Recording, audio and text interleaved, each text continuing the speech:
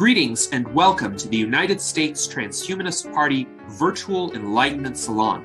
My name is Gennady Stolyarov II, and I am the chairman of the U.S. Transhumanist Party. Here we hold conversations with some of the world's leading thinkers in longevity, science, technology, philosophy, and politics. Like the philosophers of the Age of Enlightenment, we aim to connect every field of human endeavor and arrive at new insights to achieve longer lives, greater rationality, and the progress of our civilization.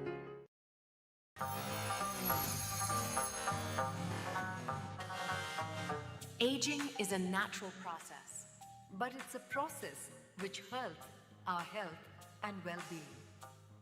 We are lucky to have longevity researchers developing rejuvenation therapies.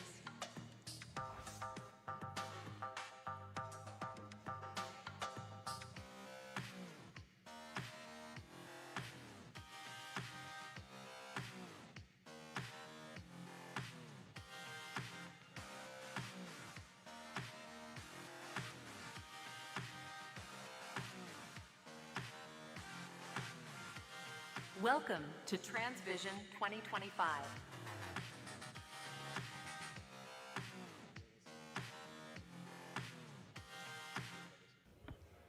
Good morning, everyone, and a warm welcome to TransVision, the Longevity Summit. Thank you also to the Mayor of Madrid who did this early announcement, and thank you for getting up earlier and joining us. So it's a bit of a last-minute change, but always a positive one when we have the Mayor arriving. So what we'll do now is that Jose, our wonderful host, will host a 20-minute presentation, and then we'll resume with our original programming from 10. So just mingle, network, or speak to each other a little, and within 5 minutes, Jose will be back on stage. But a warm welcome, and it's going to be an amazing day, I'm sure of it. Okay, we had a fantastic day yesterday. So we were in all media, TVs, radios, newspapers. So we are very excited that we are carrying longevity into the mainstream. We are taking longevity into politics, institutions, and everywhere. We are beginning the second day of our fantastic event with almost 50 speakers, half of them international, half of them Spanish, and also 10 times more participants. We have 450 people registered, some for yesterday, some for today, but again, they are coming at 10 a.m., which is the official beginning time. We did this last year. It was a major success. We will do this again next year on October 1st, as you know, is International Longevity Day. And my goal is to change the Spanish flag once again, because now the Spanish flag says Plus Ultra. Before it used to say non plus ultra. Remember, this is the country far beyond. Far beyond. And I want to go from Plus Ultra today to Vita Plus Ultra, life far beyond. Actually, I was just talking to Steve Horvath. He told me just now that a third of the researchers in Altos Labs are Spanish. Isn't that incredible? A third of the researchers. So we are so proud of the Spanish researchers, even if they are not in Spain, because Madrid is our capital and the most longevous city in the European Union, and it is actually getting even more longevous, overtaking maybe Japan, and that is why we have this meeting here, and we have been with different people in the last few years. We brought also Juan Carlos Ispizua del Monte, who was at Salk Institute. He was the deputy director, and now he's in Altos Labs in Southern California. We also had 2 years ago, this sometimes goes faster than my mind. I need neural link connection. We had Shenya Yamanaka also here in Spain at the Royal Academy of Medicine of Spain, where we gave him the Spanish equivalent of the Nobel Prize in Medicine in Spain. And last December, we also had Peter Diamandis in Madrid, and he spoke about what he's doing with Evolution Foundation. And I'm really excited because This will change the game. This is a game changer. The X Prize that should be awarded by the end of 2030 with 600 teams participating, all the way from startups, big pharma companies, all kind of universities, hospitals, clinics. They are going for this prize. I was there with Peter, who studied with me at MIT, 1 year ahead of me, and he announced all the teams competing, over 600 teams, including 5 Spanish teams, and 1 Spanish team in the top 40 teams, even though it's from Barcelona, that's part of Spain. So we are happy about our Catalan team as well. But anyway, this is a game changer. By the end of 2030, I do expect to have biological rejuvenation with some therapies. And as Peter Diamandis has explained, the goal is between 10 and 20 years of biological rejuvenation for people over 50. Originally, it was for people over 65, and they lowered it to 50. So all of us will benefit from these therapies coming up. So that you come also next year, if you were not able to join our tours. So it will be 2 days before the conference again.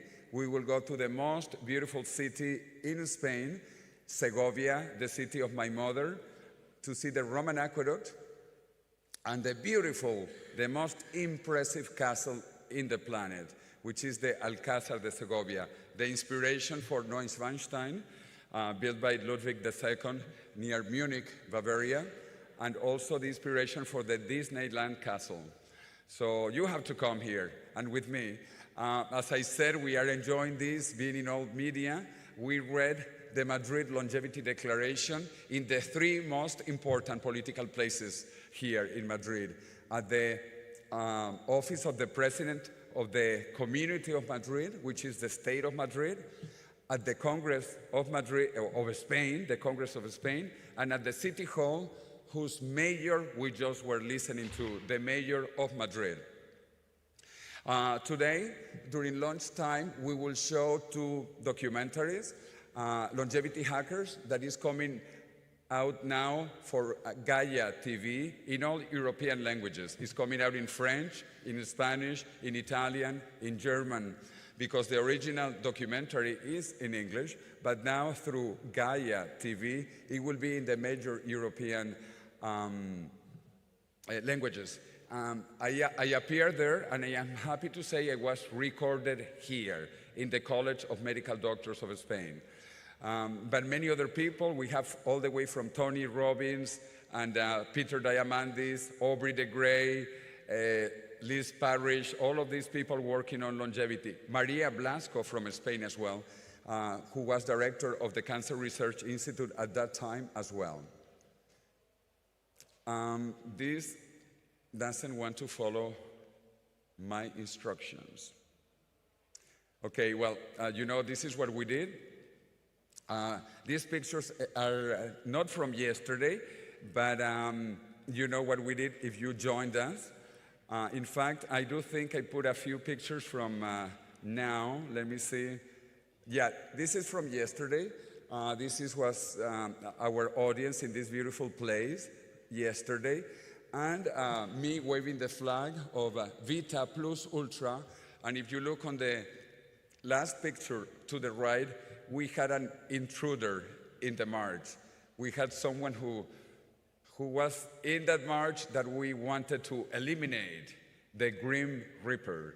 So the Grim Reaper was with us, but we got rid of him, fortunately, and that is our goal, to get rid of the Grim Reaper forever. We count with the most important institutional support from the Royal Academy of Medicine.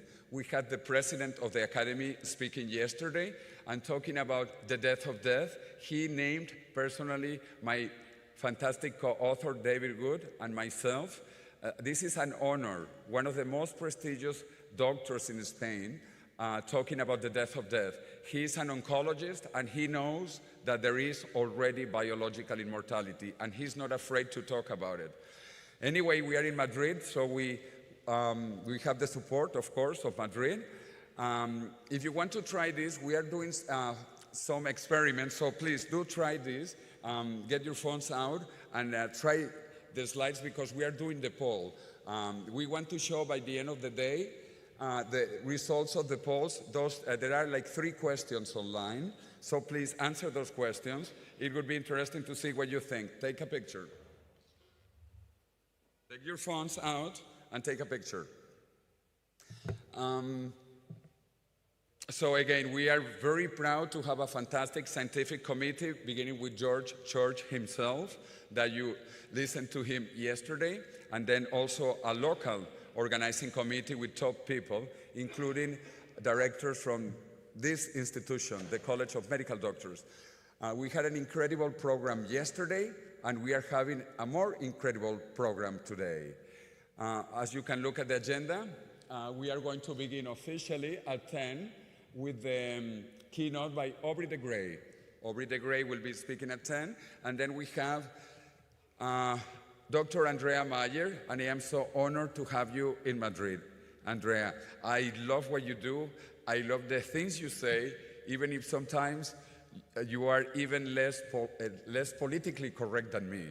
But you are a leader in this movement, so I truly admire what you're doing. So one of my favorite talks with Aubrey is Andrea Mayer. So she's giving the second keynote. She will be giving also a keynote speech tomorrow at 9 a.m. For the CEMAL. CEMAL is the Spanish Society of Anti-Aging and Longevity Medicine. She will be opening that event tomorrow.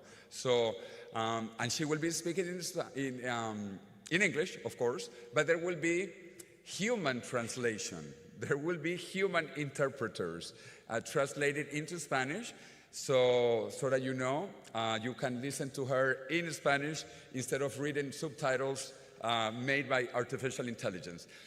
We have a packed day with many great speakers, many great institutions, and during lunchtime, we will show the 2 documentaries we are talking about, Longevity Hackers, part of it, only part of it because it's too long, and also we will show the premiere of a new documentary for Spanish TV. It's not out yet. It will be public in a month. It will go in public TV, national Spanish TV, and it's called The Last Man to Die. The Last Man to Die. And some of our speakers here also appear in that documentary. Of course, Aubrey de Grey, Liz Parrish, and some other faces that you will recognize. We will also have a special presentation during lunchtime about cryonics by Ben Best, who was president for a decade of the Cryonics Institute in Michigan. So we think also Plan B, as I call it, cryonics is Plan B, is also important. So we just added that to the program. Then, before beginning the afternoon sessions, we will listen again to the Beatles and Charlie Cam playing Yesterday that has been transformed into Tomorrow.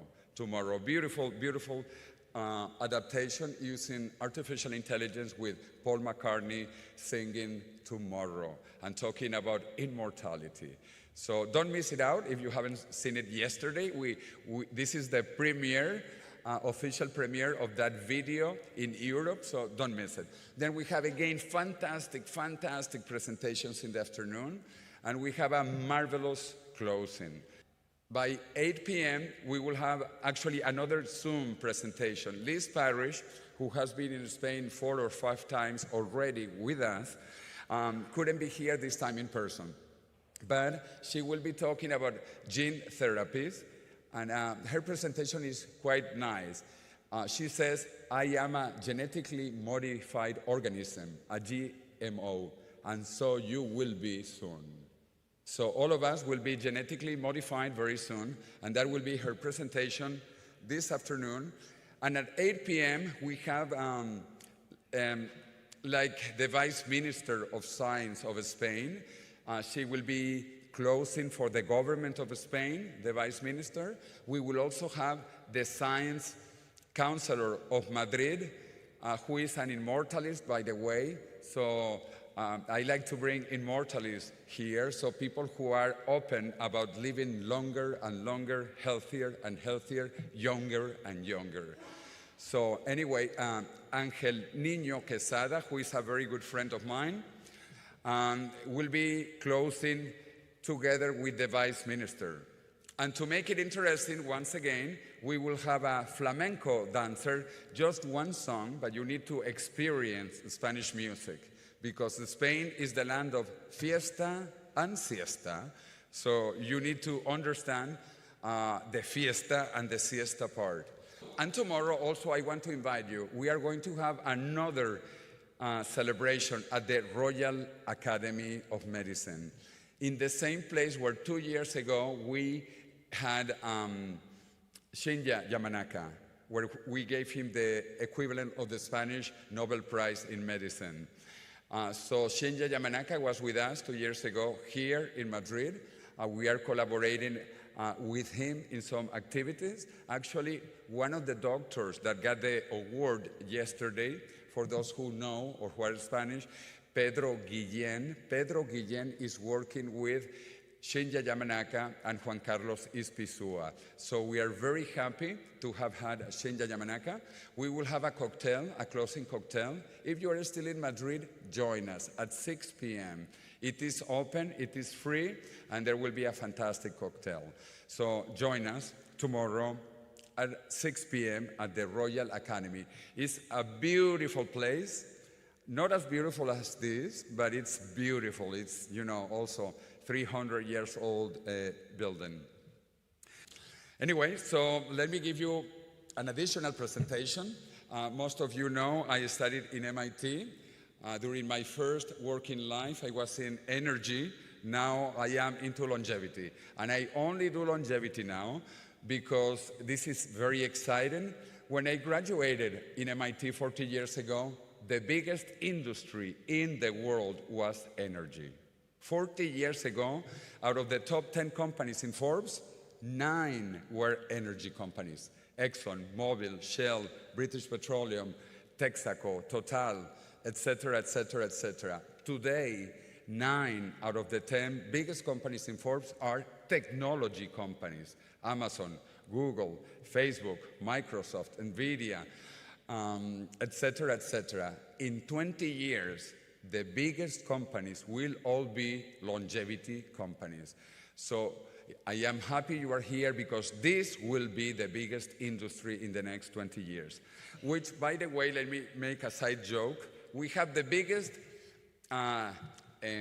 exposition about fruits and vegetables in Madrid yesterday and today. That is why there are no hotels. I know some of you had to pay even 1,000 euros to get in a hotel yesterday and today, and that is because of the largest fruit and vegetable fair in the world, which is held here in Madrid. Unfortunately, it coincided this year, only this year, by very bad luck coincided. So there are no hotel rooms, and there are also no taxis. I know some people had to wait 1 hour to get Uber or to get a taxi. Fortunately, Madrid has a fantastic public transportation system, and I take the subway myself. But anyway, there were no taxis. The city has collapsed. But I'm very upset that it has collapsed because of fruits and vegetables. And I love fruits and vegetables. I eat fruits and vegetables. But this should be bigger. As Andrea was telling me, why is longevity not bigger? Why don't we have like the fruits and vegetables? They brought in 120,000 people to Madrid. 120,000 people for fruits and vegetables. How about longevity? In fact, Andrea Meyer was telling me that, if you go to one of the big cancer conferences or Alzheimer's conferences, you have 50,000 people, 80,000 people. Why don't we have that amount of people here? Why we only register 450 people in person and a similar number online? Why only that? Why not even 1,000? So I hope Andrea will give us the answer because she's very direct and not always politically correct. So anyway, and I have a question for Aubrey. Aubrey, I will ask it because you are a great philosopher also. You have to give an explanation about immortality for dictators, because I love your brief, short answer, but you need to expand it, because now that Putin and Xi Jinping have said that they want to be immortal, we need to give an answer. I have my own answer. I have seen yours, I like, so we have to expand on immortality of dictators. Anyway, this is a random talk. I still have 13 minutes until we begin with our moderator and then our first keynote speaker of the day. I work with the Millennium Project, just like my co-author, David Wood. I lead the group for Latin America and Spain with another colleague in the Basque country, and we work about the global challenges. I am pushing always for longevity, but we do studies about the future on many things, and we have presented many books. I was actually at the World Economic Forum Davos presenting the study of Latin America in the year 2030, and it was with the Nobel laureate Mario Vargas Llosa, who wanted to be immortal. Sadly, he died. It is tragic when someone wants to be immortal in the flesh. He is, of course, immortal through his writing. But as Woody Allen said, very deep thought, I want to be immortal, not through my work. I want to be immortal by not dying. Okay, so I actually talked to Mario Vargas Llosa a few weeks before he died, and I proposed cryonics to him, because I do think in extreme cases, like in my mother's case, I don't know if you saw, my mother was in the march yesterday, and he was marching very well, but she's 94. At age 94, you can do the curve. Statistics don't lie. So in that case, we have Plan B, and this is what I'm working on also, Plan B, and I proposed that to Mario Vargas Llosa and to one of the winners of last year's award and to the first winner of the award yesterday. The famous lawyer, the Spanish lawyer, Antonio Garrigues Walker, I proposed to him to take him into cryonics. And you know what he told me? This is an answer I have never heard. I have heard all excuses about not going into cryonics, and he gave me a very interesting one. Remember, this is the most important lawyer in Spain. His company sells over 8 billion euros in legal services. And he told me, I cannot go into cryonics because I don't want anyone to have access to my brain where I'm not aware, because I have secrets of state in my brain. So those have to go with me. So he cannot be cryonically frozen. That's his explanation. Probably Aubrey has a better counter-explanation. But that's what he told me, and I thought it was quite interesting. I never heard that reason for not to be into cryonics. Anyway, so we lost a great mind, Mario Vargas Llosa, and I hope we don't keep on losing great minds because they don't think about Plan B. And I am trying to get this moving, but it's not moving, so I just keep on trying and trying. Well, I was also with the US president a couple of times, first in person in Las Vegas and then on CNN talking about this. He's also interested in longevity, if you have any doubts about that. Anyway, we need to fix this before Aubrey speaks, please, because this is not working. So we had the pleasure to listen to Ray Kurzweil. I was with him together also in a conference, the biggest technology conference in Europe, which is called the Mobile World Congress. 120,000 people in Barcelona in our competition. And Ray Kurzweil changed for the first time his date for longevity escape velocity. Even though in his book that just came out last year, he still talks about 2029 to 2030. But then in Barcelona, in February this year, he changed it to 2032. This is the first time that I have seen him changing dates. Anyway, 2 dates is not too much of a change, but he changed his date in the bad side. You know, I would like to have changed it to 2028, not to 2032. Anyway, population is stabilizing and beginning to decline. It is a tragedy. It is a tragedy, but the economy keeps on growing exponentially. If you look at the vertical scale, this is an exponential curve of the GDP, gross domestic product, per country. There are already countries that have over $100,000 of income per year per person. This is incredible because until the 18th century, we were in what the famous British economist Malthus said, we were in the Malthusian trap. And the income was only $1,000 per person per year. Now, in the richest countries, we are over $100,000. And this keeps on increasing exponentially, which I think is beautiful. The economics keeps on growing exponentially, even though the population are going down. David and Aubrey, we need to fix the clicker before Aubrey goes. You can see that even the Dow Jones, the industrial index of the New York Exchange, is growing exponentially. With wars, without wars, with pandemics, with COVID, whatever, it grows exponentially. This is fantastic. There is an exponential growth of the economy. There is also, when this clicks, if it clicks, you can see that development is being faster and faster and faster. I am giving up on the clicker and I will say next, next. So the economy is growing exponentially, next. And this began, next, next, hello.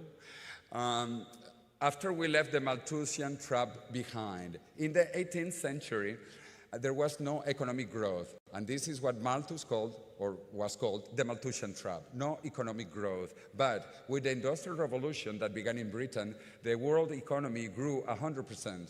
On the 20th century, it grew 400%. In this 21st century, it's probably going to grow 2,000, 3,000%. I am so excited about the possibilities of the future. Where do I click?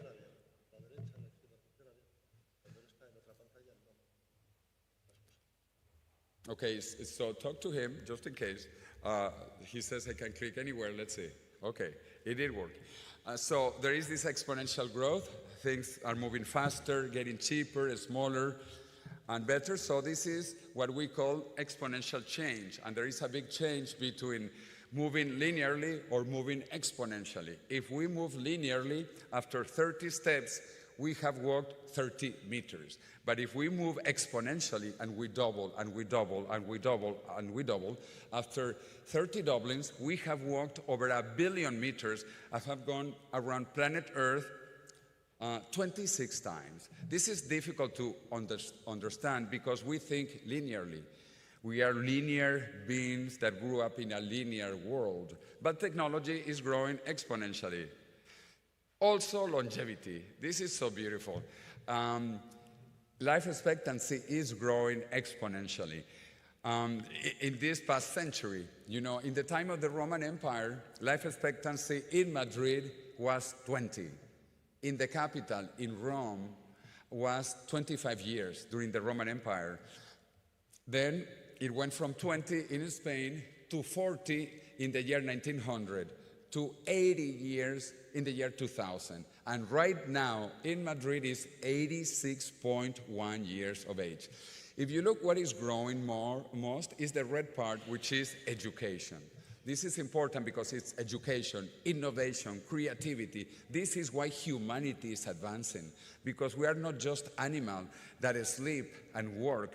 We have education, and this is the sector that keeps on growing. We have more and more education, innovation.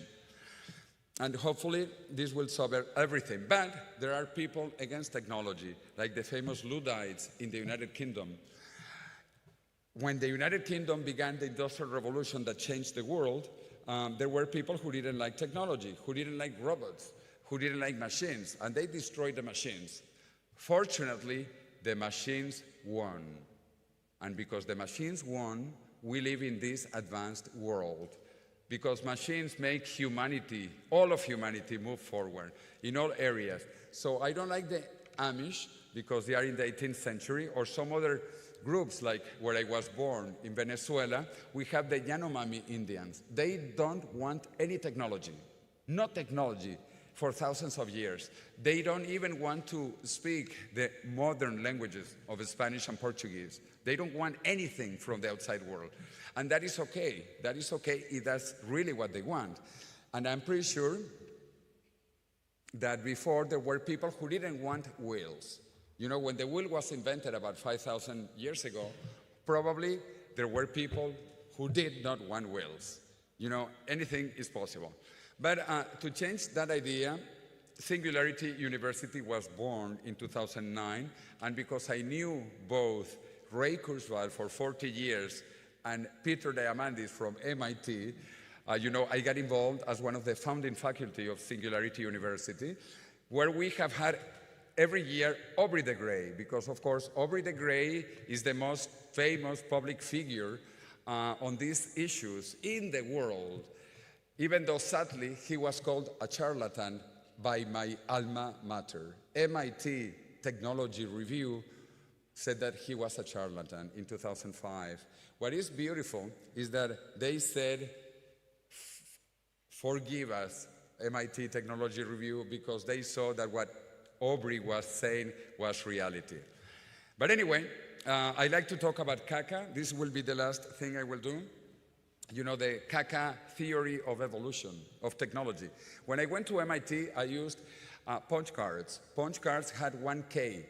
Basically, there were different sizes, but normally it was 10 by 100. 10 by 100 is 1,000. That was 1K. I used 1K. Fortunately, it moved from mechanical memory into electromagnetic memory. But the first floppy disk of 8 inches, they were also 1K. 1K. In Spanish, I explained 1K plus 1K. In Spanish is 1K plus 1K is equal to 1 caca. 1 caca. This is how technology changes. I used CACA at MIT. At the Massachusetts Institute of Technology, I used CACA.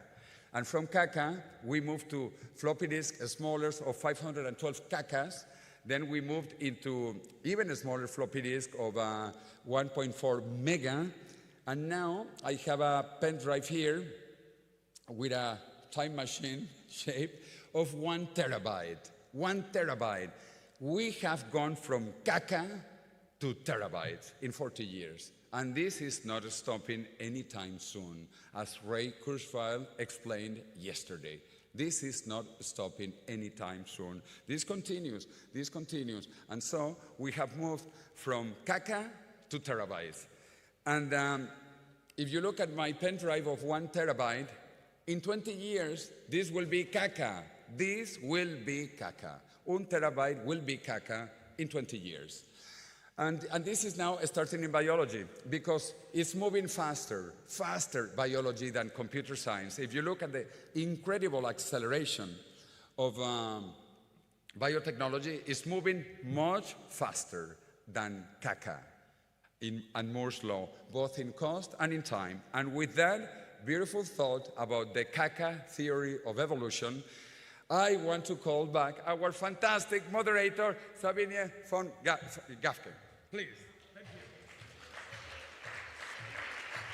I'm the co-founder of Brain Gym, which is at the intersection of AI and longevity, and also the founding member of Superhuman Network, which is really about connecting science, investments, innovation, and culture, and catapulting the evolution of longevity, and also the advocacy of longevity. And I actually also went to Singularity University that Jose spoke about. They have an executive program there outside of San Francisco.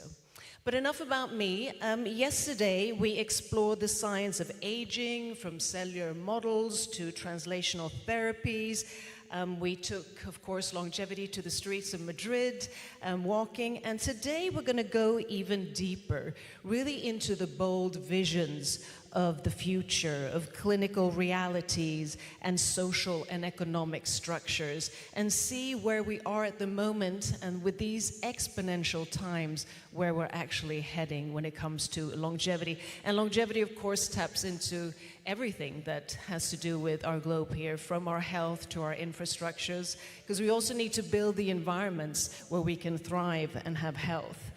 And with that, I think that's a perfect segue to introduce our first keynote of today, who really, as we've heard, is one of the most radical, but also one of the most enlightened voices in this field. And for decades, he's argued that the problem of aging is a problem that science can solve. And he's the architect of the concept LEV, Longevity Escape Velocity, that Ray, of course, spoke about yesterday and Jose mentioned today. And that is the idea that the medical advances can one day, 2030 through 2032, we'll see, keep us biologically younger than we are chronologically. And he's Chief Science Officer of the LEV Foundation, and he continues to push rejuvenation research from theory towards translation. Please give a round of applause to Dr. Aubrey de Grey.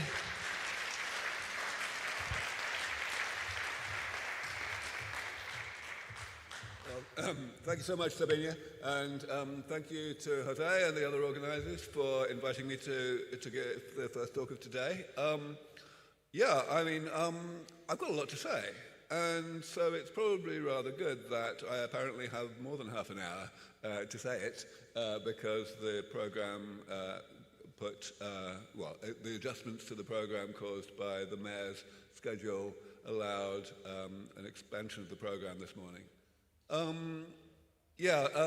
Jose mentioned that I have a particular answer to the question, won't dictators live forever? Which is one of the most common concerns that people raise when we talk about doing something about aging. When I give answers to these things, I've been doing it for a long time, and it gets very boring because nobody who raises these concerns actually wants to be reassured. They want to carry on thinking that aging is a blessing in disguise so that they don't get their hopes up and get emotionally invested in the idea that progress might happen in time for them. So I try to kind of be a bit humorous about these things, but at the same time I try to say what's true. So in the case of dictators living forever, my standard answer is that dictator is high on the league table of risky jobs. Not many dictators die of aging in the first place, and moreover, the ones that do tend to organize their own succession before they die, so they are effectively immortal anyway. But I don't usually give that answer when I come to Spain, because Spain is pretty much the only exception to this. Franco, of course, did not organize his succession, and Spain is, of course, a democracy again.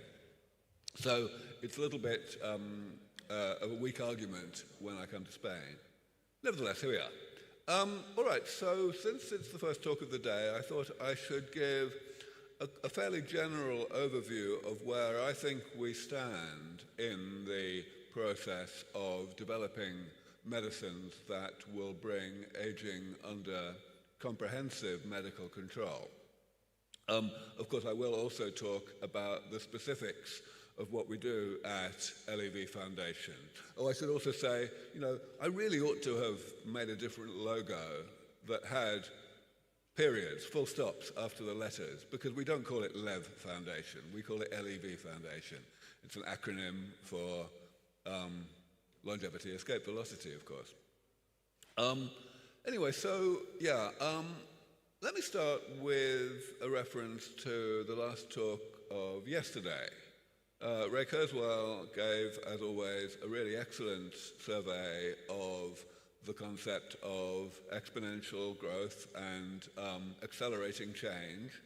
And as Jose just mentioned, he talked about his prediction of how soon we would reach longevity escape velocity. This is something that he's been talking about for a while. He gave a particular year, he likes to do that. He said he reckons we will get there in 2032. I think that's a little bit over-optimistic, only a little bit.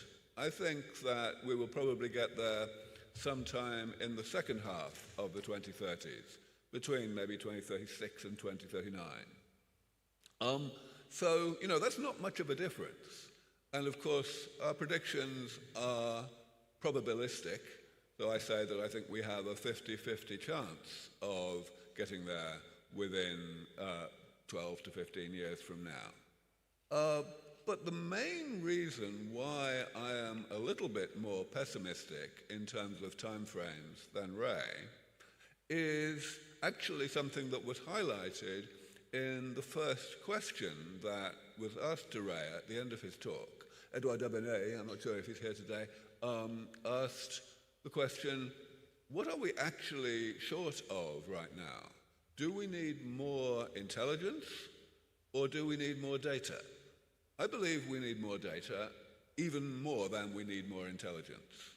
And so the data that we need most, the data that's most important, is data that takes a long time to generate, because it's data on lifespan, on how long an organism can live when they are given this or that treatment. Now, the good news is that we don't necessarily have to work in terms of human lifespan. I believe it will be good enough to work with any other mammal, like a mouse, for example. And mice only live maybe 2.5 years. So it's not too bad. But we do have to work with mammals because we need to inspire humanity. As Jose just mentioned, it is scandalous that there are 1,000 times as many people in Madrid right now for a festival focused on fruits and vegetables as there are people at this meeting. It's ridiculous. So we need to change that. And the only way we will change that is by making real progress in animals that have legs and fur and so on. It won't be good enough to do it with fruit flies or nematode worms. All right, so that's why at LEV Foundation we work with mice. But I will get to that later. First of all, I want to talk about a few more things. Let's see if it's working. Okay, it is, great. I'm going to start by giving you my favorite definition of aging. And I need to do this because everyone has their own definition of aging. It's appalling. Aging has been the number one preoccupation of humanity since the beginning of civilization. And yet, we can't even decide on the way to define it. It's terrible. So, this is my definition. For me, aging is the combination of two processes. A process on the left, where metabolism creates damage, and that process starts even before we are born. It goes on throughout our whole life. And then a second process on the right, where damage creates pathologies, sickness, late in life. That process only begins in middle age. All right, so what do I mean by these two processes? Metabolism is the word that biologists use to encompass all of the things that the body does to keep us alive from one day to the next. And it's a really, really insanely complicated network of processes. Very, very hard to understand. We have a very poor understanding of it, in fact. But here it is. Damage is the set of changes that occur throughout life as a result of metabolism. Now, this is something that's actually quite easy to understand because it's not specific to living organisms. Any man-made machine does damage to itself as a consequence of its normal operation. A car, for example, creates rust. If you use a car, it's going to rust. It's going to accumulate rust. And the key thing that I just said that matters the most is the word accumulate. Damage continues to accumulate. There is more and more of it as any machine gets older. And that is just as true for living machines as for non-living machines. Now, of course, The question is, why would I use the word damage to describe these changes that occur to the structure and composition of the body as a result of the body's normal operation? And of course the answer is the right-hand process here. The body is set up to tolerate a certain amount of these changes that happen as a result of being alive, but only a certain amount. Eventually there is more than that, and that's when the body's function starts to decline, both physical function and mental function. And that's what we call the pathologies of late life. So this is all you need to know in order to understand aging well enough to be able to think about how to fix it. Of course, it's important to understand as much as we can about the details of these processes and these concepts, but at the top level, this is enough to start thinking about how we might do something about aging. So first of all, what is doing something about aging in terms of this definition? It's very simple. We want to separate metabolism from pathology. We want to allow people to continue living, in other words, performing metabolism, without getting sick, in other words, without the pathologies emerging. So how would we do that? Well, first of all, let me talk about pathologies a little more. If you ask anybody, in what ways can people be sick, then they will give an answer that looks a bit like what you see on this table. They will say, well, there are infections. That's column 1, things that come from outside. Then there are inherited diseases, things that a small number of us get as a result of having genetic problems in genes that we inherit from our parents. That's column 2. Then there's the big one, the age-related diseases like Alzheimer's, almost all cancers, atherosclerosis, all the things that we are so scared of that happen late in life. And then nearly everybody will say that there's this fourth category of ways to be sick, which is not a disease. People call it aging itself. And it's not even very well defined. Things like frailty, things that consist of declining function without disease. That's what most people say. And there's a very big problem with that classification of ways to be sick. The problem is that the stuff in column 3 is called diseases, and the stuff in column 4 is not. And that makes people believe that the things in column 4 are inevitable, that they are off limits to medicine, even in principle. That won't do at all, because it's not true. Actually, the difference between column 3 and column 4 is purely semantic. It's just a matter of terminology. The things in column 3 are just the aspects of aging that we have chosen to give disease-like names to. And the things in column 4 are the ones that we haven't. That's all. So that's really important, because everybody knows that the things in column 3 are very much not off limits to medicine. We are spending a lot of money and a lot of time trying to develop cures for the things in column 3. It hasn't worked, and fundamentally the reason it hasn't worked is because we are mostly trying to apply the same kinds of medicines to column 3 that we have already applied to column 1. We are effectively treating the diseases of old age as if they were infections, and that's not likely to work. In fact, this is something that I can also illustrate with reference to my definition of aging. Remember that our goal is to separate metabolism from pathology.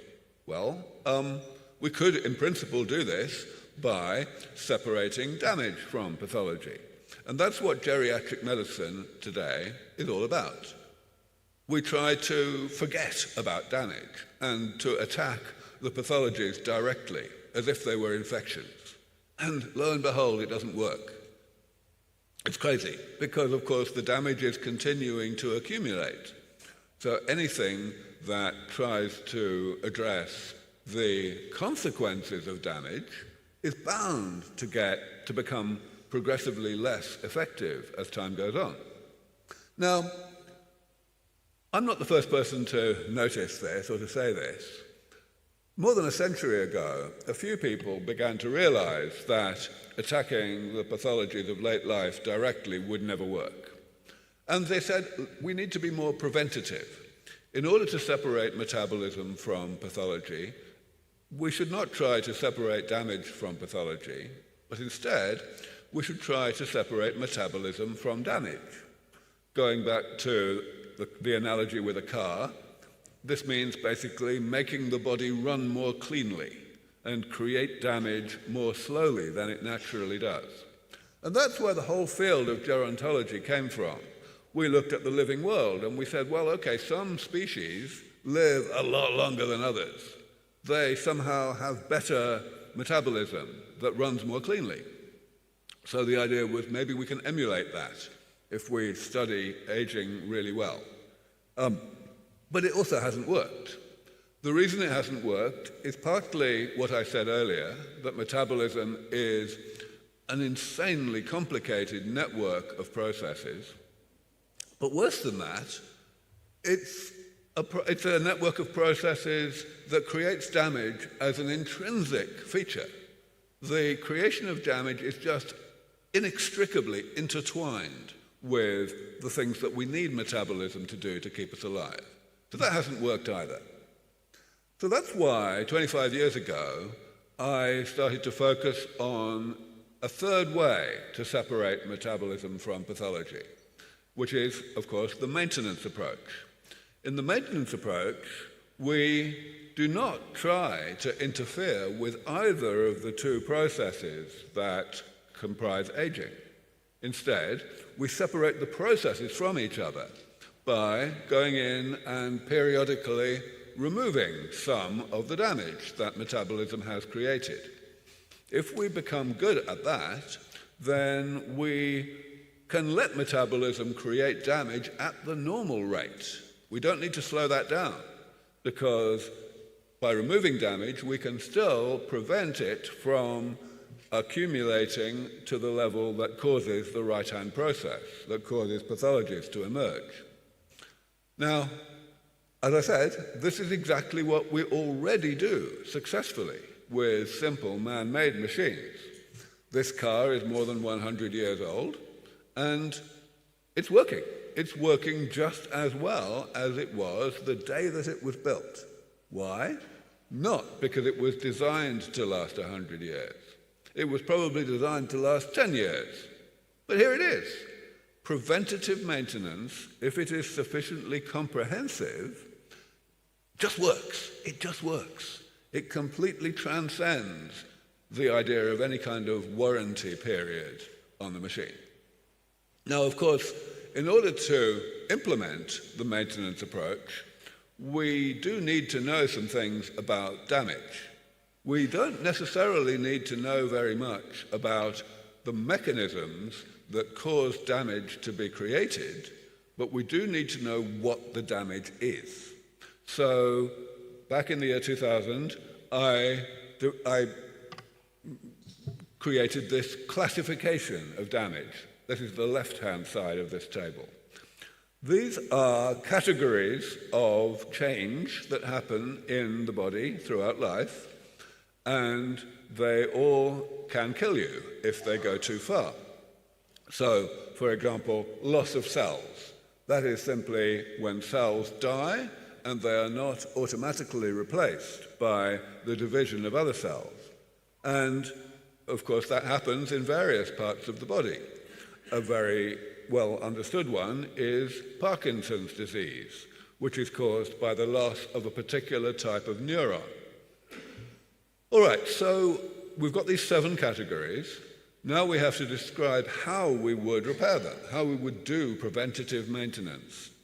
And it's fairly easy to do that, or at least I was able to do it 25 years ago. In the case of cell loss, the answer is, of course, stem cell therapy. We can put cells into the body that are of the right type to divide and transform into replacements for the cells that the body is not replacing on its own. Most of our cells, of course, do not need that, because when they die, the body does replace them by cell division. But some cells, especially in places like the brain, do not do that. So stem cell therapy is the natural alternative, and indeed, stem cell therapies are now in many, like I think 5 clinical trials for Parkinson's disease. And everyone is very optimistic that we will really be able to eliminate Parkinson's disease in this way. I will not go through all the rest of these, but of course I can always answer questions later. So, how's it going? Are we making progress? Well, even 25 years ago, stem cells were a very interesting idea. Lots of people were looking at them. There was plenty of research. So I have never actually worked on stem cells, because other people were doing it. But most of the other, in fact, really all of the other categories were at a much earlier stage of development. There were, some of them, were my own ideas, how to do the maintenance. Mostly it was ideas that were not being pursued within the biology of aging, they were being pursued for other reasons. But now, well, I mean, it's not good. We still only have a few hundred people at this conference, but it's a lot better than it was. We have a few hundred companies now, startup companies that are pursuing these things. This is really good news. And, we also have alternative approaches. We heard a bit yesterday about partial reprogramming, which is, in some cases, a very promising way to address cell loss that's easier in some ways, in some cases, than stem cell therapies. It probably won't work to help Parkinson's disease, but in other cases it may very well help. And that's really good news. And in fact, all of the other categories now have multiple different ways, potentially, to be repaired. So this idea has now become very widely accepted. As I mentioned, when I first put it forward, it was quite controversial. A lot of people thought that it was unscientific, but 13 years later, a group of very eminent scientists, including Maria Blasco, who was here yesterday, put out a paper called The Hallmarks of Aging, which has become by far the most highly cited paper in the whole of the biology of aging this century. And it's basically the same idea that I had put forward a decade earlier. So it's very gratifying that this is a concept that has now become mainstream. Now, João Pedro de Magalhães yesterday talked about the need to understand aging better, to have a better theoretical framework for aging in order to make progress. And I agree with João Pedro about many things, but I don't agree with him about that. I think that actually we already understand aging well enough to be able to make progress in fixing it. And I often use the precursor, the example of the immune system. The immune system is a really complicated part of the human body, or indeed the body of a mouse. And we still don't really understand the immune system very well. In fact, my wife, Natalie Coles, gave a talk yesterday about Maria Brañas, who was the oldest person in the world when Natalie drew her blood. There was a particular finding that Natalie highlighted, which we completely don't understand. A very, very large population of a type of white blood cell that is normally very rare. There were huge numbers of this particular type of white blood cell in Maria Brañas's blood. We have no idea why. So our understanding is very poor. But our understanding of the immune system 200 years ago was a tiny fraction of what it is today, we understood very, very nearly nothing about the immune system. Why do I mention that? Because 200 years ago, a few people took the tiny amount that they did understand about the immune system, and they thought about it and developed ideas for addressing infectious diseases using what they knew. And it worked. Edward Jenner and Louis Pasteur saved millions and millions and millions of lives just by inventing really simple elementary medicines like vaccines, or even just the concept that hygiene is a good idea. Millions of lives, despite knowing almost nothing about the nature of infections and the nature of how the body combats infections. I believe that we can do the same thing with aging. We must always remember that the body is on our side. The body is not fighting us, trying to kill us. The body is trying to keep us alive. It just doesn't have all the tools that it needs to keep us alive forever. So our job as medical researchers and as medics is simply to give the body a few more tools, a few more things that it can use to augment what it already has. And those extra tools can be really primitive in some cases. How do we know that? Well, the main thing we know is that in mice, we can already extend lifespan quite a bit by various techniques. There's one technique that is not really relevant to our work to extend the healthy lives of human beings, and that is something called calorie restriction. Most of you have heard of it. It works really pretty well in mice. You can get them to live quite a bit longer if you don't give them as much food as they would like. But it works progressively less well in longer-lived species. And we understand why that is true. It's really a product of evolution. We just have a weaker ability to respond to calorie restriction than short-lived organisms do. So I think there is actually too much attention given to calorie restriction and to drugs that emulate calorie restriction. But we have plenty of other ways now to extend mouse lifespan. And what's most important is that some of those ways work well even if you start them in middle age. Mice normally live about 2.5 years. We're interested in things that work even when you don't start doing them until the mice are already 1.5 years old. And we've got a lot of them now. So I believe that we can potentially get a big increase in lifespan, much more than we can get with calorie restriction, just by using things that we already have in our toolbox. Now, I'm talking about mice rather a lot, right? Why? Well, I don't care about mice. I know nobody cares about mice. But the thing is, we do care about mice as a means to an end. If we really can, once we really can make a huge difference to how long mice live, people will believe, the world will believe, that soon we will be able to do the same thing for human beings. We just need to get there. I've mentioned already most of what is on this slide, that calorie restriction does not work so well in long-lived species.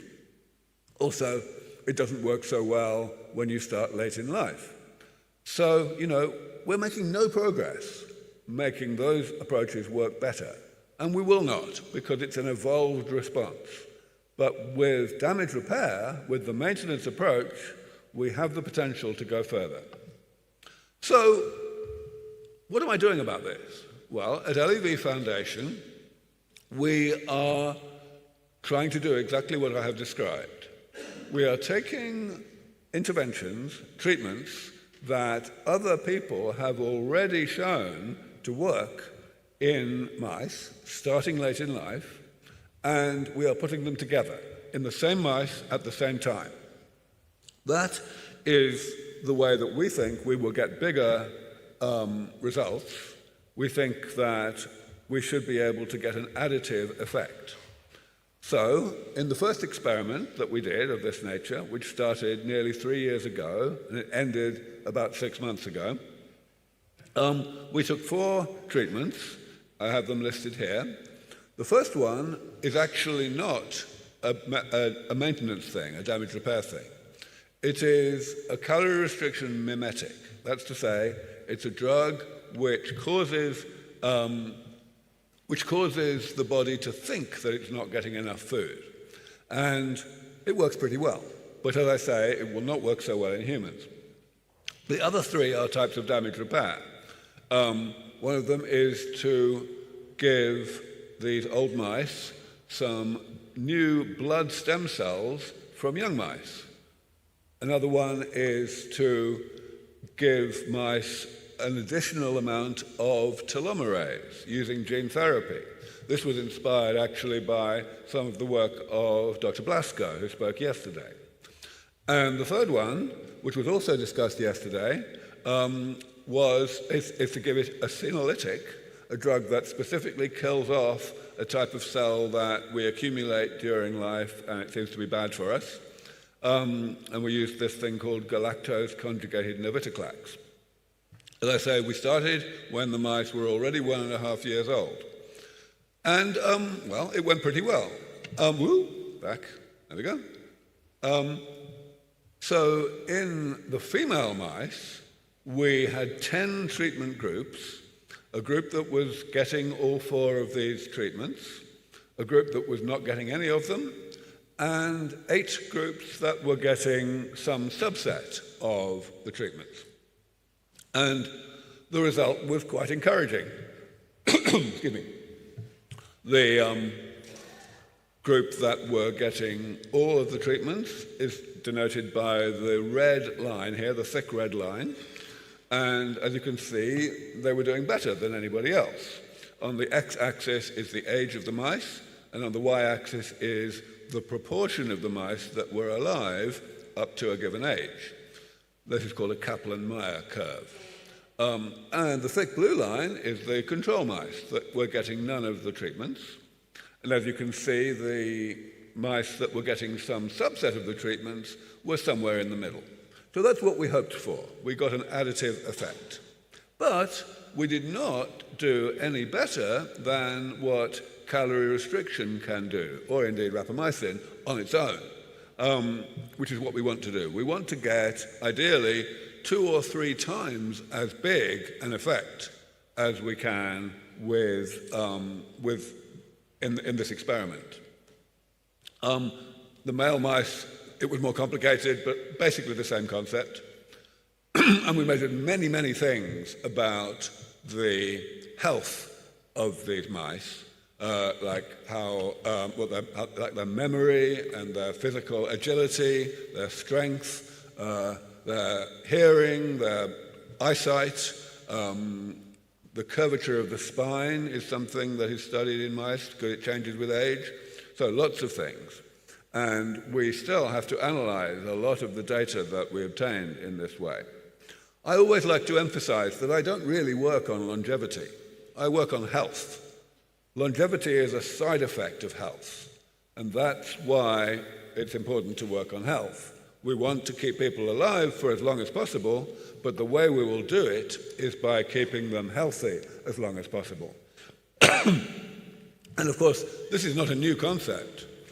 Another thing that came up yesterday, which a couple of people mentioned, is that the goal of our work is to add life to years, not just to add years to life.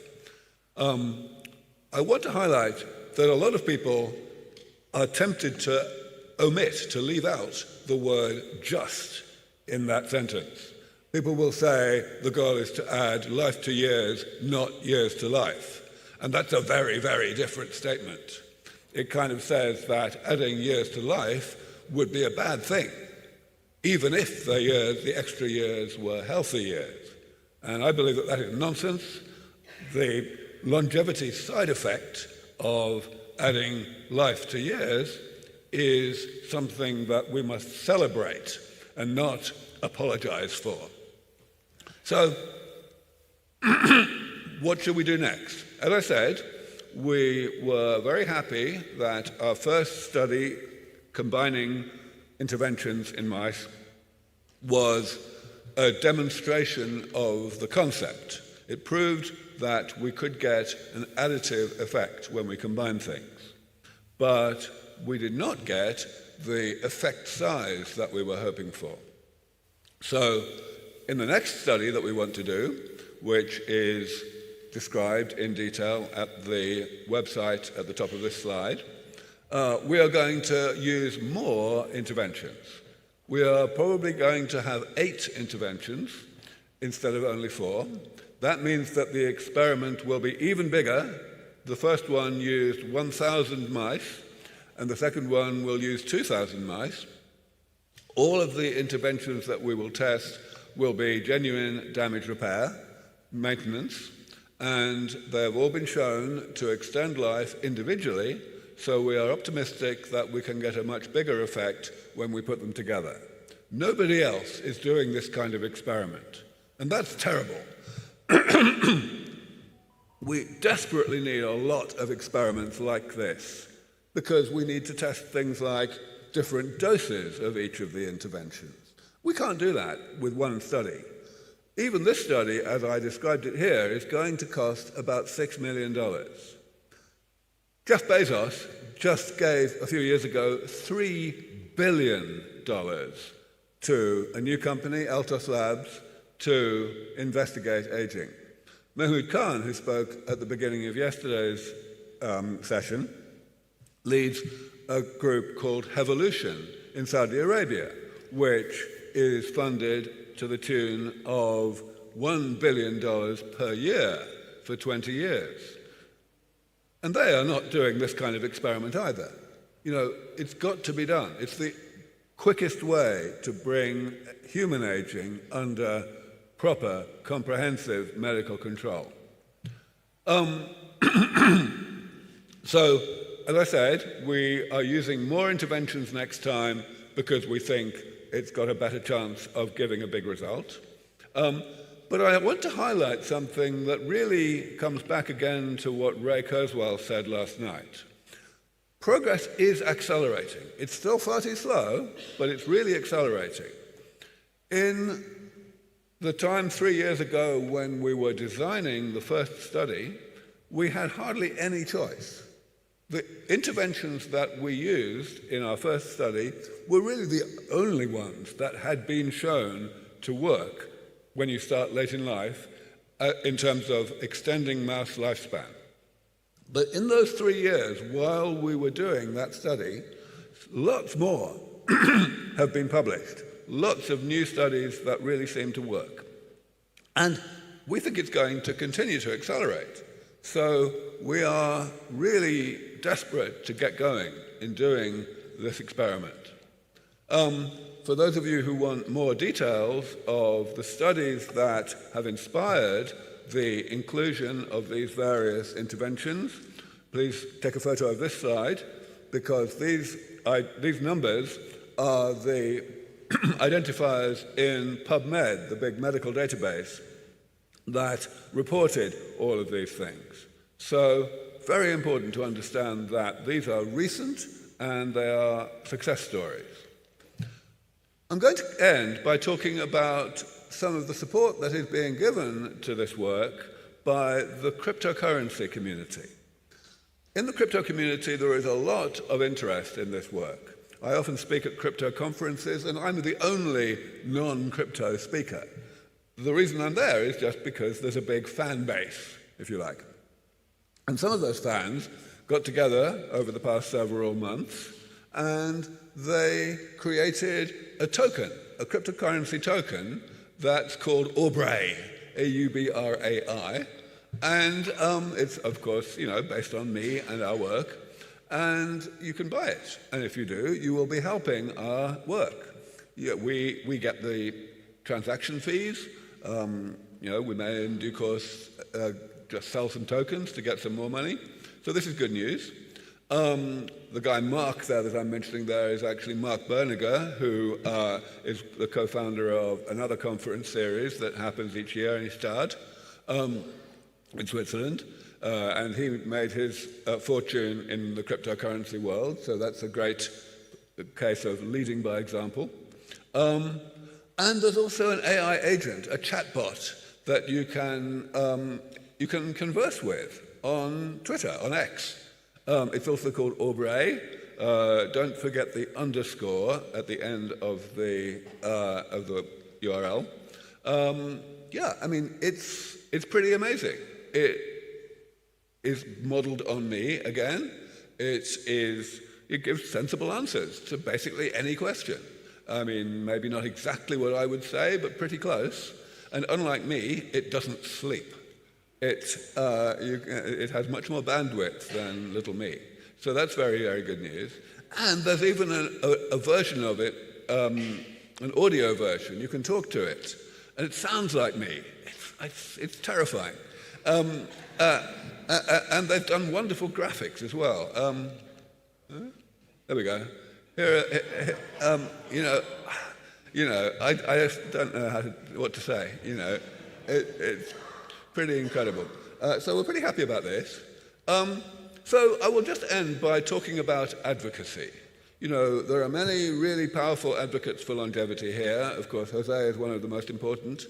And I've been, doing a lot of advocacy for the past 20 years, as well as overseeing a lot of the science. We need a war on aging. And when I say that, I do not mean something like the war on cancer that happened 50 years ago in America. That was very significant in terms of the increase in funding for cancer research, but in actual numbers, in dollar terms, it was tiny. It was imperceptible to the American public. We need a war that is on the scale of COVID. 5 years ago, humanity was faced with a new challenge, and humanity faced that challenge and took it on, and COVID was defeated. Think about what happened then. Everything that we thought we knew about institutional bureaucracy and regulatory inertia and so on just was thrown out of the window. Governments just ignored all of the rules that they had created because they knew that the priority was to save lives. And yes, it was dangerous. And I think we can now say that probably quite a lot of people died as a result of the haste with which vaccines were developed and distributed, and a lot of people are still sick as a result of those vaccines. But when I say a lot, it's actually a tiny, tiny fraction of the number of people whose lives were saved by those vaccines as a result of the vaccines being distributed really fast. It was less than a year from the time COVID emerged to the time that vaccines had been developed and distributed globally. Before COVID, the quickest that had ever been done was more than 10 years. So that is a lesson for humanity. When we actually want to fix something, we can. And a medical thing. And now that we've done it once, we can do it again. The problem, of course, is that COVID was a new problem and aging is a very, very old problem, which we have put out of our minds. So what we need to do is make the public care about aging. When the public care, governments will care, and everything will just happen. So we need to get influencers, Joe Rogan, Oprah Winfrey, people like that, to be out there saying, now's the time to have a war on aging.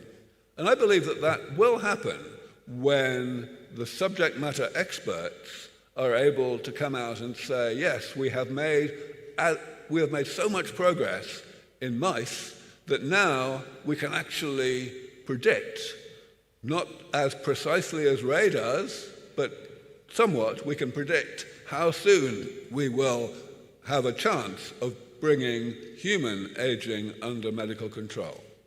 Once the subject matter experts in this field find it possible to predict timeframes, which I've been doing for 20 years, then I believe the war on aging will start.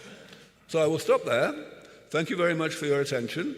Of course, we can only do this work because of the money that is donated to LEV Foundation. So I've put the QR code up there for anyone who wants to help. We wrote a review last year which describes the science of work in more detail. That's in the middle. And I will be happy to take questions if anyone wants, or I'll be here for the whole of today and tomorrow, actually, at Samal. So I will enjoy talking to all of you. Thank you.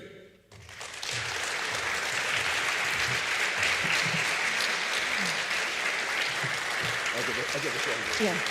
Thank you, Aubrey, always giving us such a great perspective of where we are in aging. Aubrey, just hopefully we have some questions for you.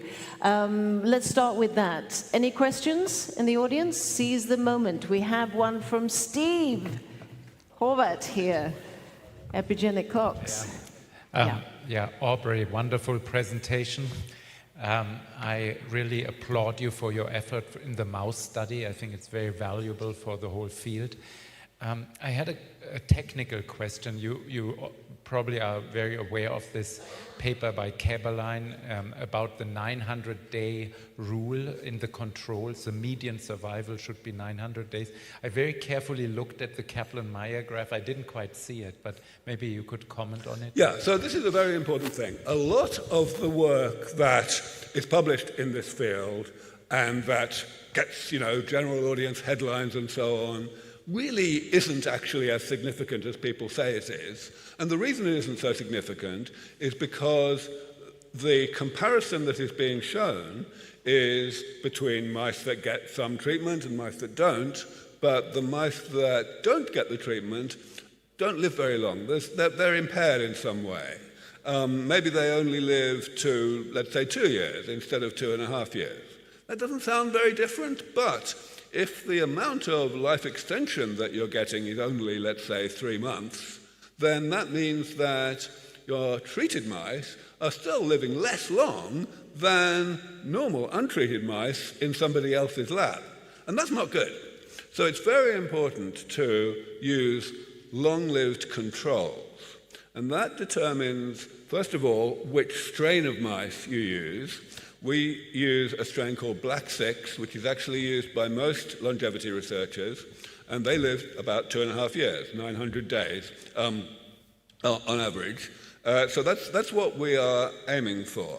And actually, in our next experiment, we plan to give all of our mice a calorie restriction mimetic, rapamycin, which will probably mean that the mice live on average to nearly 1,000 days without any other treatments. In our first study, we didn't quite get to 900 days. We got to about 850 days. So that's not quite where we'd like to be, but it's close enough that someone like Matt Kaberlein would probably not, well, has not complained. Dr. de Grey, thank you so much for the talk. I think you have a unique gift for clarity and bringing people together. I wanted to ask your opinion on the topic. So as you said, the immune system has been manipulated with elementary medicines such as vaccines, even when the knowledge of it was reductive at least. Now, for instance, companies like Omniscope are part of the foray into deeply understanding that system. And you said we need a war on aging, similar to COVID, and COVID arguably was a public health intervention to reprogram the human immune system en masse. Since the immune system is one of the hallmarks of aging, do you see in the future immune system reprogramming as a part of geroscience, as was featured in your tables of interventions? I'm curious to see how far you think we can push that to advance health span now that we have an immensely deeper understanding all the way to cellular therapies. Right.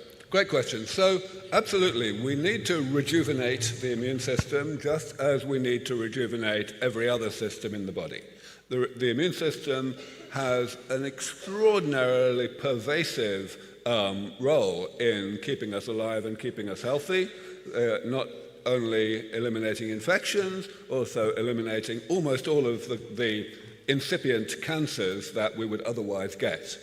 But I would like to emphasize that what we are doing in this field, what Omniscope is doing, what other people are doing, is not really an attempt to understand the immune system better. It's a way of characterizing, describing the immune system, but whether that leads to more understanding remains to be seen, and that's okay. If we can rejuvenate the immune system, put it back into the state that it was at a younger age, then we don't really need to understand why that system works better than an old immune system. Another great and really important example, which actually Steve Horvath was involved with a couple of years ago, is to rejuvenate a very important component of the immune system called the thymus. This is an organ that creates a big subset of our white blood cells called T cells, and it atrophies really early in life, like in early adulthood. We get away with that. It's kind of evolution allows it to atrophy because by the time it atrophies, it has already created a population of T cells that keeps us pretty healthy for decades after that. So we kind of don't need to make any more. But of course, now that we are living so long, we do need to make more. So rejuvenating the thymus is an absolutely essential part. But again, we don't really understand everything about how the thymus works. We understand a hell of a lot more than we did 200 years ago, but there's plenty that we don't understand, and that's fine. Just a brief question there, and then we have to end. It's good to have time frames to make the change. It's also good to have orders of magnitude. How big do you think we should use mice to fight aging right now? How bigger should it be? Right, so this is a really important question. One of the concepts that I introduced many years ago is the concept of longevity escape velocity, which was mentioned earlier. And the idea here is that if we can postpone the health problems of late life, so that means column 3 and column 4 in that table I put up, if we can postpone those things by 20 years, then we're basically done. We've done the hard part of bringing aging under comprehensive medical control. Because basically, in 20 years, we can be very sure that we will improve those treatments so that we can give the same people who are 20 years older some new rejuvenation that will give them another 20 years, and so on. So it's the reason I use the term escape velocity is because it's a bit like gravitational escape velocity.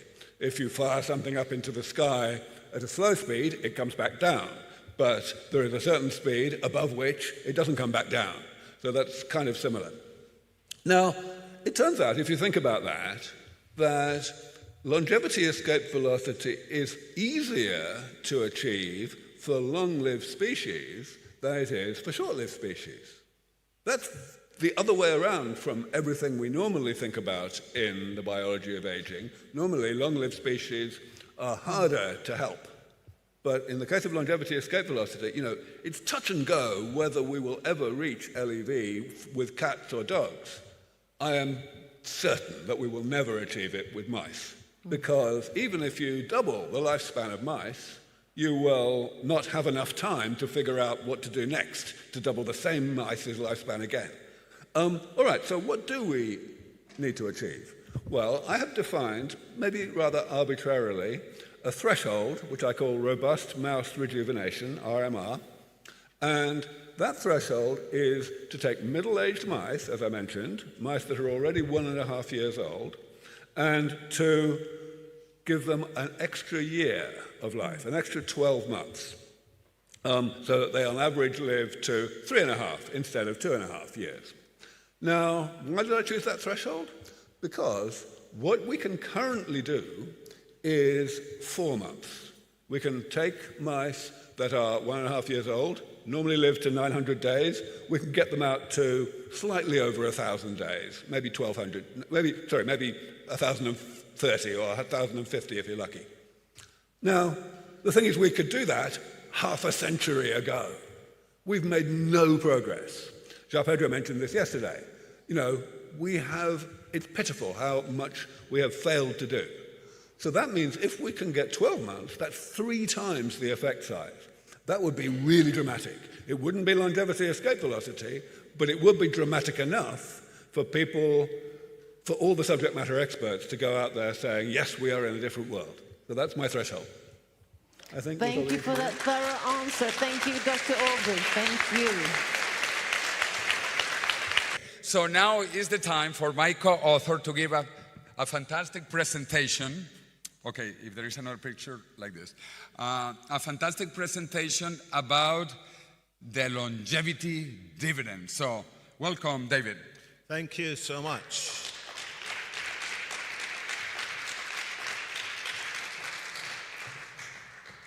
So I will talk about the death of death later, but I will start by building on the very interesting and valuable presentations of both Dylan and Angel.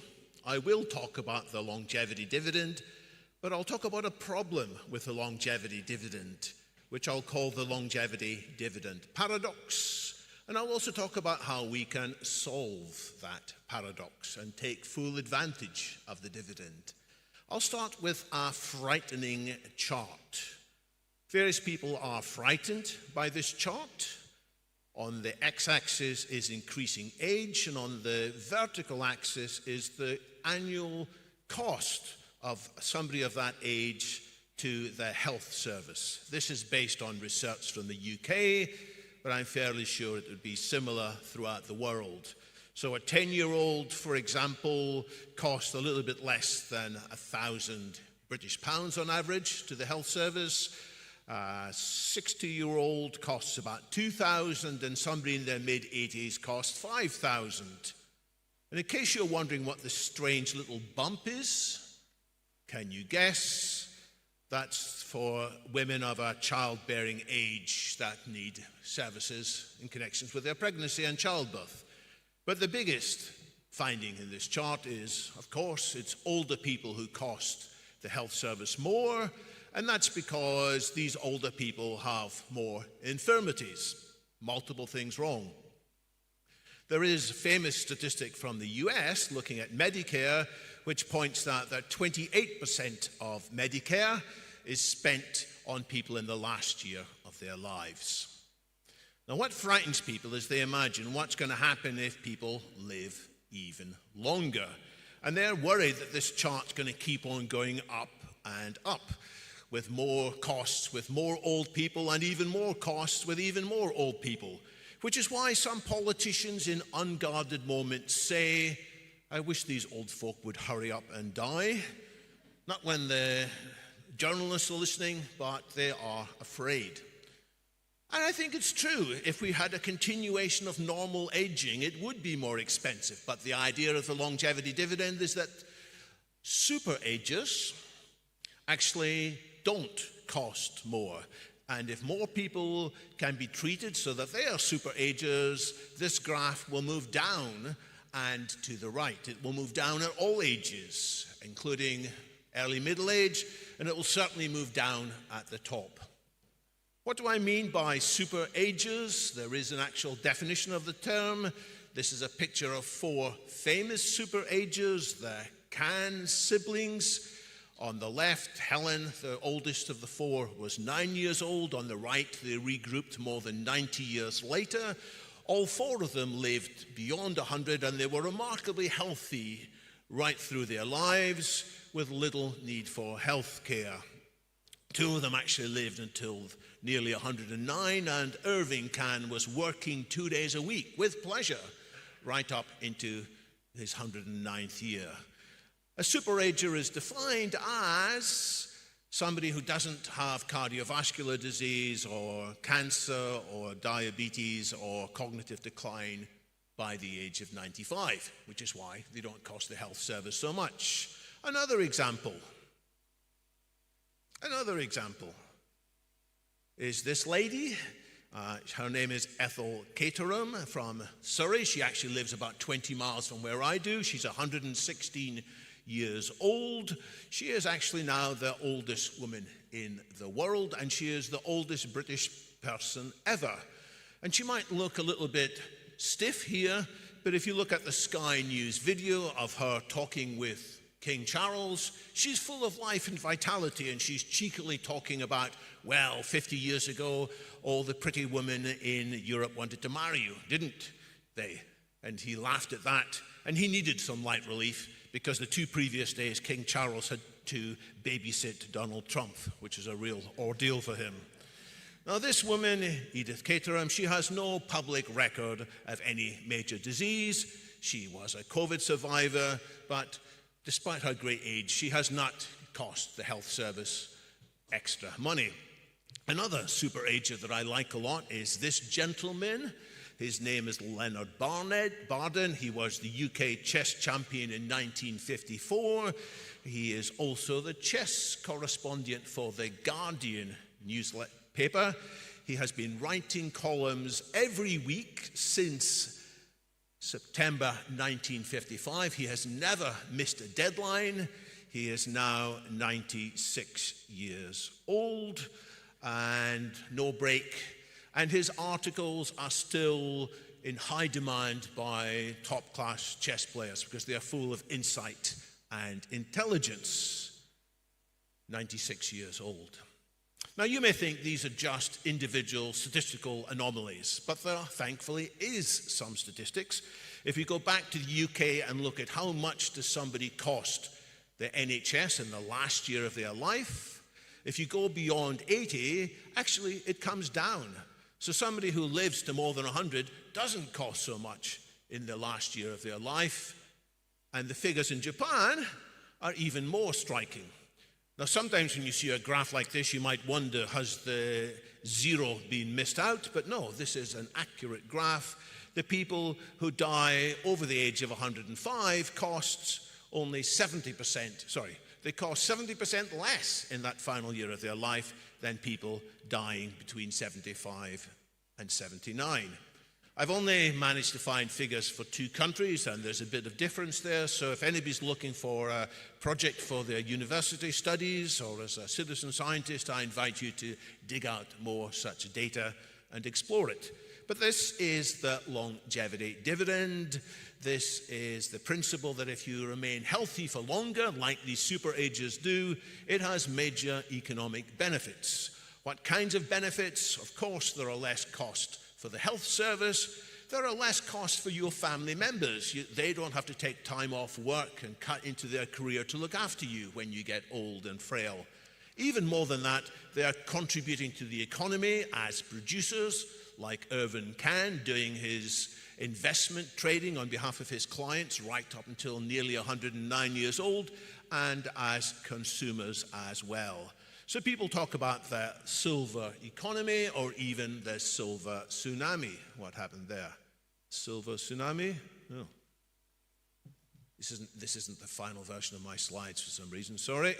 Now, can we quantify this in terms of how much money could be saved? And this is the basic calculation behind the longevity dividend. It was first done by these 2 economists from the University of Chicago. They calculated that between 1970 and 2000, the increased longevity, the fact that people remained active and contributing to the economy at older age, contributed $95 trillion over that period.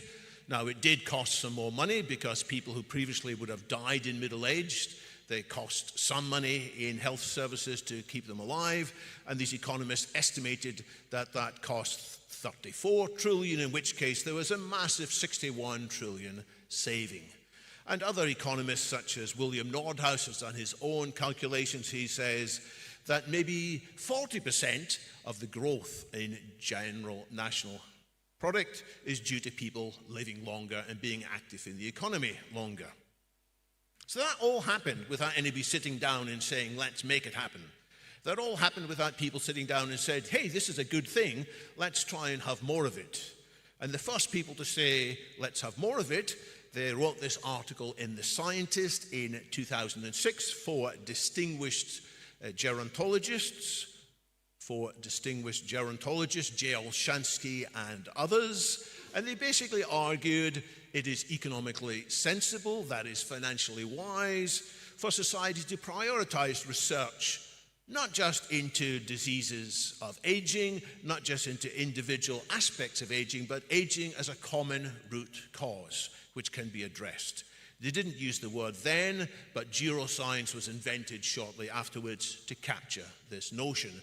And they wrote it up in more detail. They said, here's how much money is being spent already. It's pitifully small. Yes, there is budget going into diseases, but it's almost always into trying to cure diseases after they've developed, and there's very little going into actual aging like such. Very little going into what we call geroscience. They said, please, members of the US Congress, don't just give us 35 million, give us more like 1 billion to research into this. And if you do this, we expect that over a period of time, we will slow down aging by about 7 years so that these costs aren't coming soon and we'll have more time. So did the US Congress listen? Did politicians around Europe and the US say, yeah, great idea? No, they did not. Now, in some countries, it's a little bit better. Saudi Arabia have put some money into this recently. Singapore has put some money into this recently, but it's still only a fraction of what a sensible economic argument would say should be done. And that is the longevity dividend paradox, that although there's a strong economic argument, and you heard it also from Dylan, politicians aren't acting on it. And the question is, why not? And I'm going to offer you 4 reasons which people tell me when I talk to them. I'll put them all on this chart, and then I'll spend the rest of my presentations analyzing these 4 answers and what, if necessary, can be done about them. The first is, some people say, this kind of thing isn't what governments should do.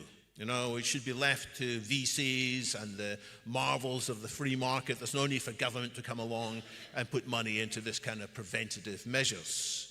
Other people say, well, there is a paradox, but it's a paradox in human nature. We humans don't like doing unpleasant things to prevent diseases.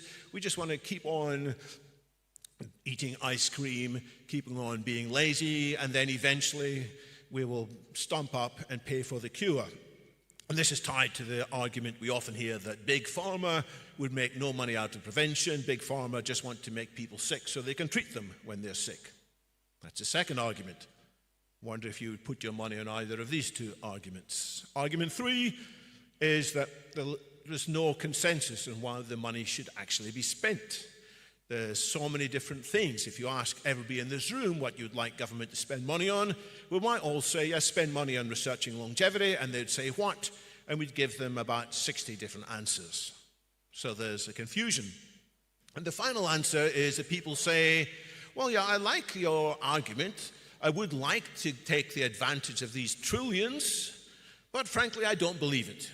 I don't believe that there would be these benefits, but I don't believe that you have any idea how to make people live significantly longer and healthier. And we heard it from Angle. Angle's takeaway from ARDD is, yeah, we're all still going to die. We heard it from the Longevity Biotech Fellowship that was meeting recently in Valencia. There is no proven solution. So people say, yeah, it doesn't matter how many zeros go in front of the decimal point, whether it's hundreds of millions, or hundreds of billions, or trillions, or tens of trillions. It doesn't matter because you don't know how to achieve it. So which of these 4 arguments would you think is the most significant? Let's look at argument 1. This is complete nonsense. Governments do get involved in actions to prevent ill health, to prevent accidents. For example, they got involved and they told the car industry in the middle of the last century, you should take safety more seriously.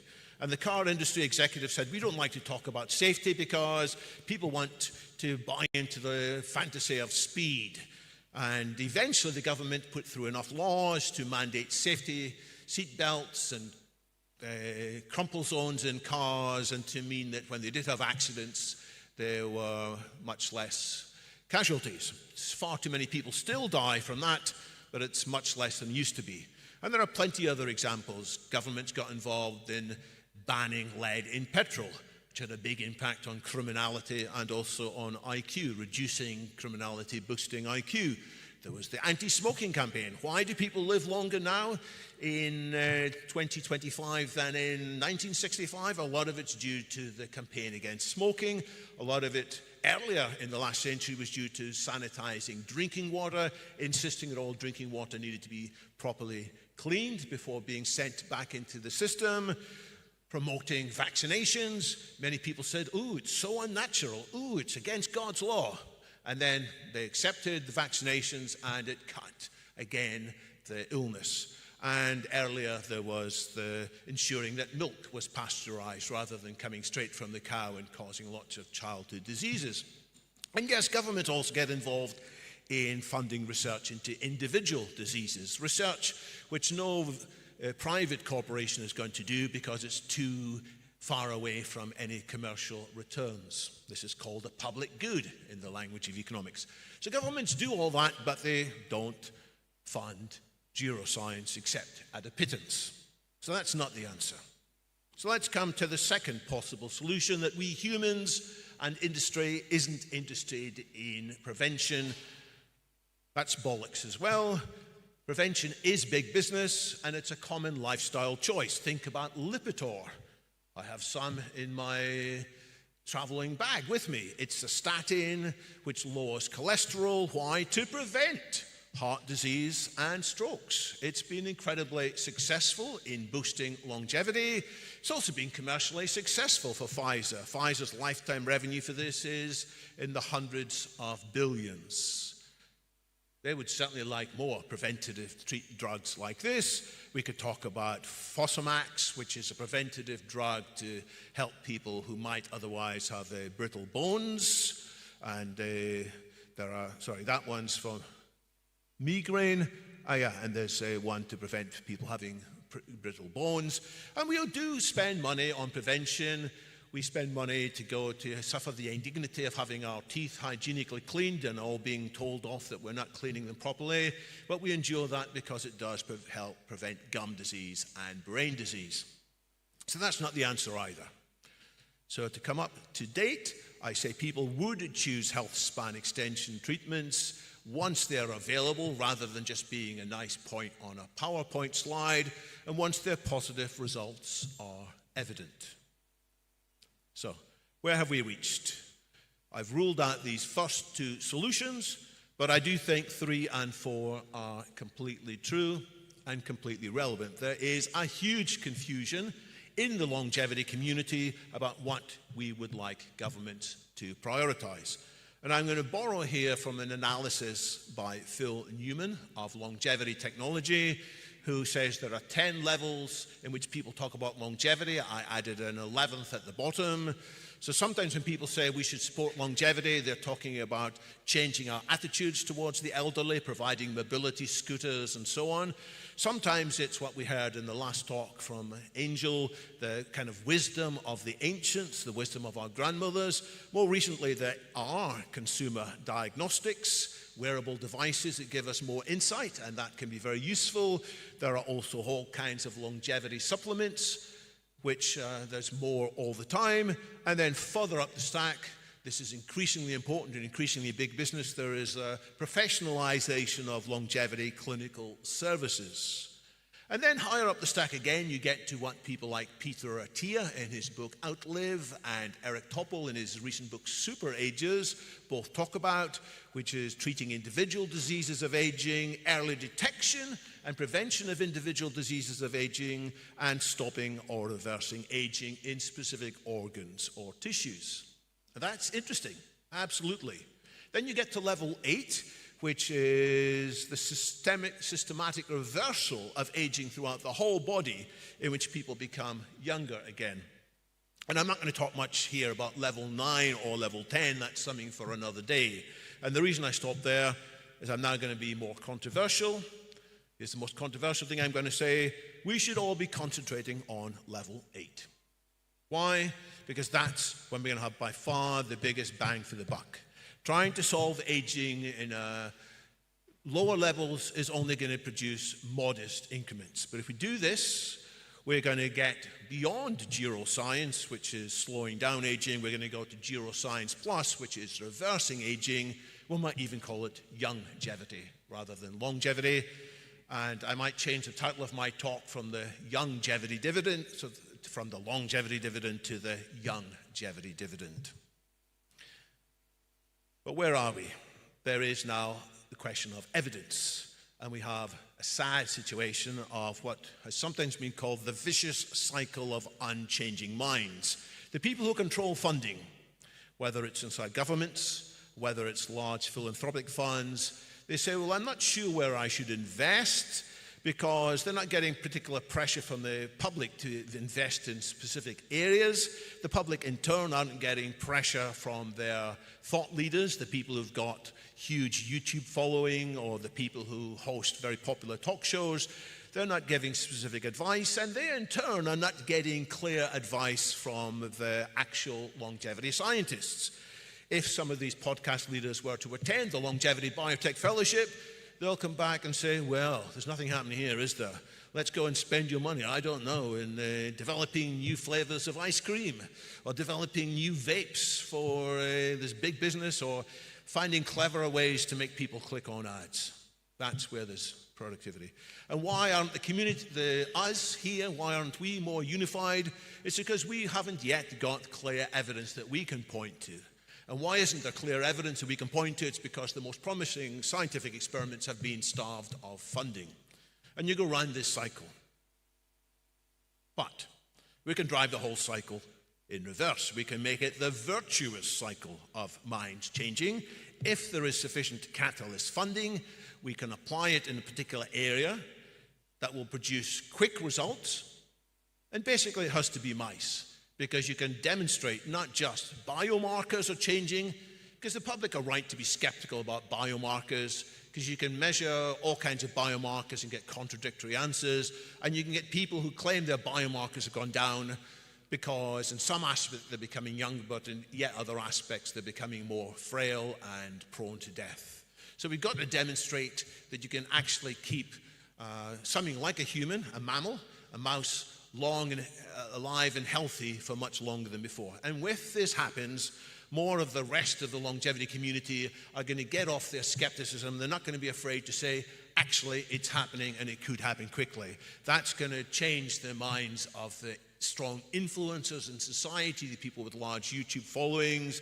That, in turn, is going to cause members of the general public to suddenly say, yeah, we had a war against COVID. We need a war against aging. It is abominable that my parents, my grandparents, are getting old and weak.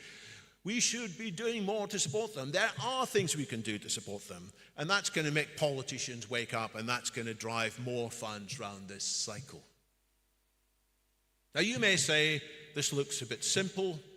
You may say this looks a bit naive, and I agree. So, I have a larger version of this chart, which would take me 20 minutes to explain, but don't worry, I'm not going to walk you through it. But basically, it builds in phases. There's a kind of a longevity escape velocity aspect to this too.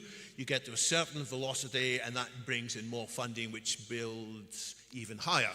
The points I will address at the very bottom there, Robust Mouse Rejuvenation 2, is the experiment I think will make the big difference. And when we go around that cycle enough times, we will get not just mouse rejuvenated, we will get humans rejuvenated, robust human rejuvenation. We will get the longevity escape velocity. We will get aging solved for everybody with huge economic benefit, perhaps by 2040 or perhaps by 2035. But there still is an Achilles heel. We need to get this thing started. And until recently, that would have been the end of my talk. But I do need to tell you that in the last few months, LEVF, the Longevity Escape Velocity, has now got funding to keep us going due to remarkable actions by the decentralized science community, Aubrey de Grey talked a bit about this morning, but it's such an important piece of news, I just want to talk you through it again. There's an agent which is called Aubrey. It's built on AI by a combination of LEVF and two of the most significant and important organizations in the decentralized science space, Vita and Bioprotocol. It's been specially trained on Aubrey de Grey's insights, his podcast appearances, his YouTube appearances, his books and publications, and it is tied, very importantly, to decentralized science funding, such that when people buy or sell these tokens, first of all, we've already had $500,000 allocated to us, which have got our pilots running, and every time there's an exchange, there is 0.7% which is allocated for extensions. Why do people buy these tokens? In part because it gives them access to their agent at a deeper level. It allows them to take part in conversations about the future of this project. It shows their support for LEVF, and it also shows that they want to being involved in creating longevity science. So that's my talk. It is the longevity dividend is within our grasp via support for RMR2. And if you're still not convinced, I can point you to an article I wrote in the Mindplex magazine recently, which goes through the whole lot in more detail. And that article is called 10 Ways to Help Accelerate the End of Aging. Thank you very much.